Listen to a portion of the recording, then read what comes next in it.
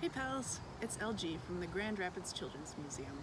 Today I'd like to show you two different ways to make a pointillism picture. Pointillism is a style of painting where you make a whole scene out of a lot of little tiny dots. This is a great activity for problem solving and for practicing fine motor skills and shapes, and it's great for artistic exploration. So I'm going to show you two different ways to do this. Way number one uses paint. So I have here some different colors of paint, and then the only other thing you need is a stick type item. So I have two different options. I'm going to try both of them and see which works best. So you just need a little bit of paint because your goal is to make a bunch of little dots. Let's try the other one and see how that works.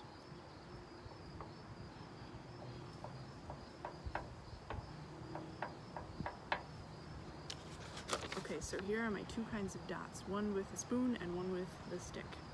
So you can see how they make slightly different dots.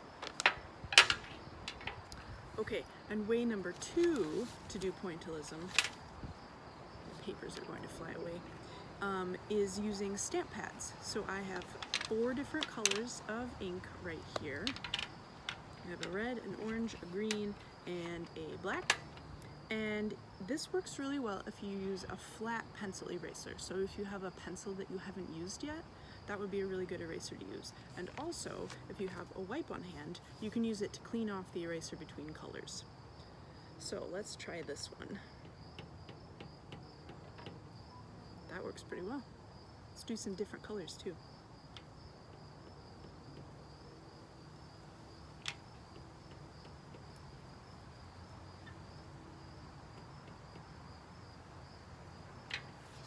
Alright, so those are the kind of dots that the pencil eraser and stamp pads made.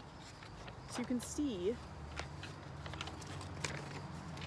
you get slightly more irregular dots with the paint and stick method and slightly more regular dots with this eraser method, but both are very interesting and different.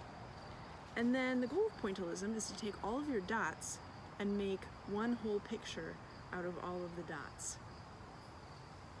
So here's an example of a pointillism picture that I made. It's my cat sitting in the grass. And if you tuned in to make bubble snakes with me, you may have met my cat. If not, go check it out. You can meet my cat. Thanks for joining me to learn about pointillism. Thanks for playing, and we'll see you next time.